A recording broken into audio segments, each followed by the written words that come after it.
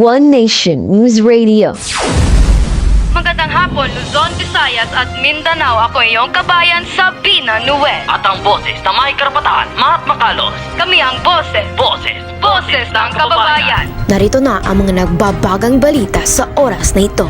Sunog tumama sa Philippine General Hospital noong Miyerkules ng hapon. Manager ng controversial na Chocolate Hills Resort, inamin na hindi makuha ang environment certificate. Senado naglabas na ng showcase cause order laban sa umano'y rapist na si Apollo Kibuloy. Dalawang Pinoy na crew members na sugatan sa pag-atake ng OT pabalik sa Pilipinas. Ito ang 1NNR, maghahatid ng mga panibago at lehitimong balita saan mang sulok sa Pilipinas. Para sa mga nagbabagang balita, isang sunog tumama sa Philippine General Hospital noong Miyerkules ng hapon. Alamin natin yan sa pag-uulat ni Princess Magsipok. Tinatayang daang pasyente at kanilang mga bantay ang nilikas matapos na sumiklap ang sunog sa isang ward Philippine General Hospital sa Ermita, Manila kahapon ng hapon. Batay sa ulat ng Bureau of Fire Protection dakong alas 3 ng hapon nang magsimulang apoy sa main building ng Gusel at agad na itaas sa ikalawang alarma pagsapit ng alas 3:11 ng hapon. Naideklara naman itong under control dakong alas 3:45 ng hapon. Wala namang itong naiulat na saktan o nasawi dahil sa sunog. Princess Magsipok para sa One Nation Radio. Samantala, pumunuan ang resort sa Chocolate Hills. Nagsalita na sa issue. Pagbabalita, One Nation News Radio, Jillian Iliano. Sabi ng Department of Environment and Natural Resources na ang temporary closure into ng resort ay inisyon noong September 2023. Noong nakaraang Enero, isang notice of violation ang ibinigay sa proponent ng resort para sa operation ng walang ECC. Lahat ng 1,776 Chocolate Hills sa Bohol ay diniklara bilang National Geological Monument Protected Land Area sa bisa ng Proclamation 1037. Dinagdaan ng 5 ang Pangulo Fidel Ramos noong 1997. Jillian Liano para sa One Nation News Radio. Senado naglabas na ng showcase cause order laban kay the Kingdom of Jesus Christ, Pastor Apollo Kibuloy. Dave Libres magbabalita. Lumabas na showcase order ang Senado na sina Subiri at Teros laban kay Pastor Apollo Kibuloy. Nag-aatas sa leader ng Kingdom of Jesus Christ na magpaliwanag kung bakit hindi dapat arestuin at tulo sa Senado dahil sa pagtanggi nito tulo sa kanilang investigation. Nasabing order, binigyan si Kibuloy ng 48 hours mula sa pagtanggap ng kautusan para magpaliwanag kung bakit hindi siya dapat arestuin sa kabila ng hindi nito pagdalo sa investigasyon ng Senado. Uglayan ng iba't ibang krimen na ibinato laban sa kanya ng mga dating membro ng KOGC. Dave Libres para sa One Nation News. Pinoy crew, 2 patay at 2 rin ang sugatan sa missile attack ng Houthi rebels. Angela Masisa, magbabalita.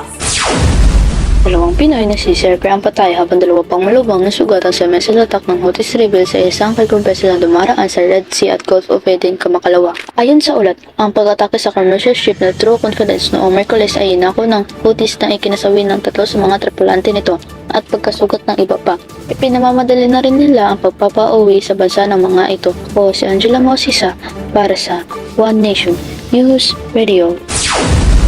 Magbabalik ang baligtaan pagkatapos ng isang paalala.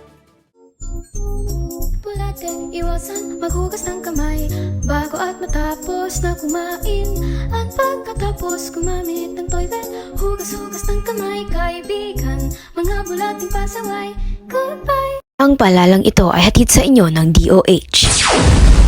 Balik sa mga nagbabagang balita. Sa isang balita naman, 2 boxer na sina Casio at Villegas pasok sa Olympics. Mahatma Carlos magbabalita. Dagdagan pa ang bilang ng mga atletang Pinoy na sasabak sa Paris Olympics sa buwan ng Hulyo. Ito ay ang matapos na tagumpay ng mga boksingerong Pinoy na sina Nesty Petesio at Ira Villegas. Nagwagi ang dalawa sa kanilang laban sa World Qualifications Tournament sa Busto, Arezzo, Italy nitong Martes na madaling araw. Ninalo ni Petesio sa pamamagitan ng 4-1 split decision ang boxer ng Turkey sa 57 kg category habang nakuha ni Villegas ang 5-0 unanimous decision laban sa boxer ng Bulgaria. Mahatma Carlos para sa One Nation News Radio. Mateo Gutierrez at Sarah Geronimo na biktima ng scammer. Alamin natin yan sa Chika Balita ni Sabina Nuez.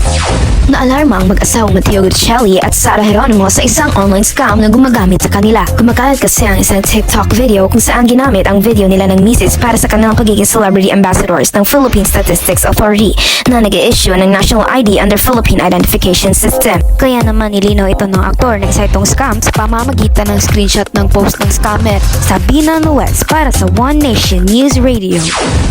Mula sa buong lakas ng One Nation News Radio, iyon po ang mga balita sa oras na ito. Ako, si Mahatma Carlos. At ako naman si Sabina Nuez. Maraming salamat po sa inyong pakikinig at sa pagsubaybay sa mga balita. Magandang hapon mga kababayan.